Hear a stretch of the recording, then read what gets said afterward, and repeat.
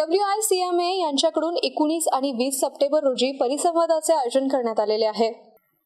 WICMA याची स्थापना 1967 मध्ये झाली असून पश्चिम भारतातील 400हून अधिक सदस्यांचा यामध्ये सहभाग आहे। देशभरातून 3000हून अधिक कोरुगेटेड बॉक्स उत्पादक आहेत। या उद्योगाची वार्षिक उलाढाल 30,000 कोटींपेक्षा जास्त आहे। दुग्ध व्यवसाय, औषध व्यवसाय, कृषी व्यवसाय, ई-कॉमर्स अशा विविध क्षेत्रांसाठी कोरुगेटेड बॉक्स हा अपरिहार्य आहे। कागदावर आधारित बॉक्स पर्यावरणपूरक असतो। प्लास्टिकला हा उत्तम पर्याय मानला जातो। परिसंवादामध्ये कोरुगेटेड बोर्डापासून बनवलेले stalls, furniture, pen, badge, banner आदी पर्यावरणपूरक साहित्यांचं प्रदर्शनही केलं जातं। पर्यावरणपूरक आणि स्वदेशी उद्योगाला चालना देणाऱ्या WICMAच्या परिसंवादातून कोरुगेटेड बॉक्स उद्योगाच्या भविष्यासंदर्भात महत्त्वाचे निर्णय होतील अशी अपेक्षा व्यक्त करण्यात आली आहे।